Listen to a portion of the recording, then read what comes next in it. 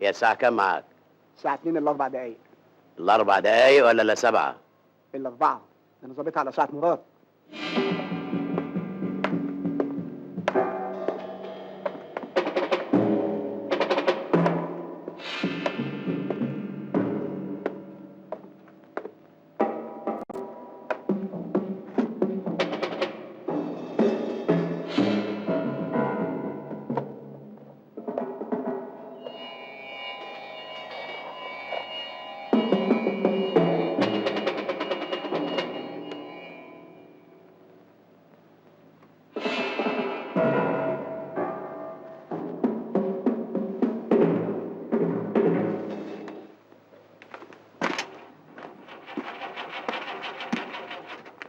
يلزم خدمة يا أستاذ؟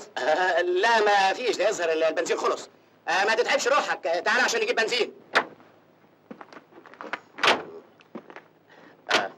اعمل معروف وحياتك، خد بالك لغايه ما نجيب بنزين ونرجع. يا عيني. شكرا. تعال.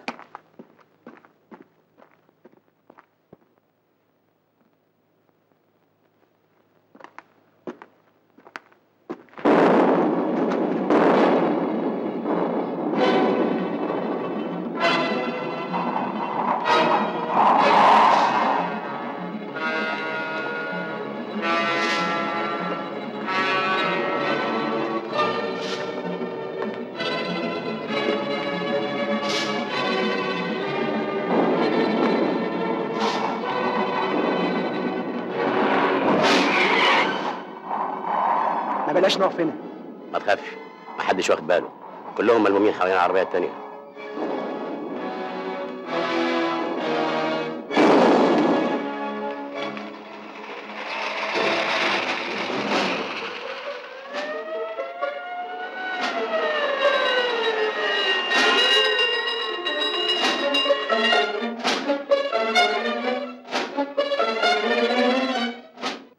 تكرار سرقة البنوك هيدي أخطر شيء ممكن تتعرض له البلد.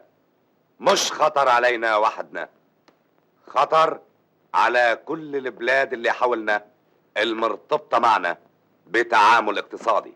يا فندم المعلومات اللي عندنا كلها بتشير إلى إن هي عصابة واحدة اللي بترتكب كل الجرائم. ما بيهمني التقارير ولا المعلومات، كل اللي بيهمني القبض على العصابة بأسرع ما يمكن. يا فندم احنا كان من سهل علينا جدا القبض على اللي سرقوا البنك، لكن انا فضلت نأجل المسألة دي لأن القبض عليهم مش هيمنع وقوع سرقات تانية ما دام الراس المدبرة مش معروفة لا لنا ولا لهم. شو هالكلام؟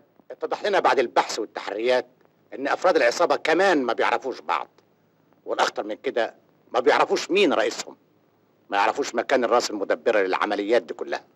تأجيلك القبض عليهم مش هيوصلك لغير ضياع الفلوس اللي اتسرقت من البنك.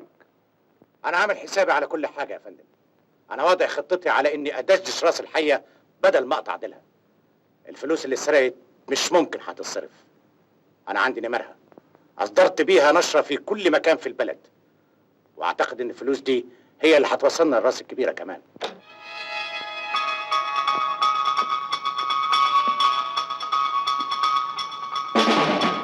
الفلوس تحت امرك يا اكسلانس.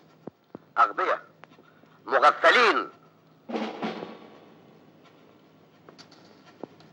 مغفلين عشان جبنا لك نص مليون ليرة. اخلص. نص مليون ليرة معروفة نمرهم، يعني نص مليون دليل اتهام هيصطادونا بيهم واحد واحد. الفلوس دي لازم تتحرق. نحرق نص مليون ليرة يا اكسلانس؟ انا بقول ننيم الفلوس دي سنة وبعدين نبقى نتصرف فيها. انا مش مستعد اصرف سنة على اغبياء زيكم.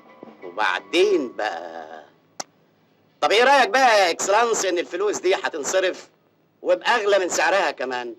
ازاي؟ هما هيدوروا عليها هنا، نشراتهم هتملى البلد.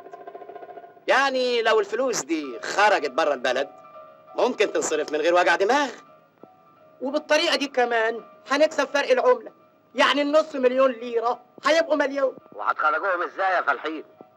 ده كل واحد فيكم على راسه ريشة. هيوصلهم لنا راجل عايش في مصر اسمه زي البرلند، معلش شبهات، هيوصلوا عنده من غير ما يعرف، واحنا علينا ناخدهم منه برضه من غير ما يعرف. ده لازم قفل قوي. بالعكس، ده ده من اذكى رجال الاعمال في مصر. بس احنا بقى مش هندخلهم عن طريق عقله، لا، احنا هندخلهم عن طريق عربيته.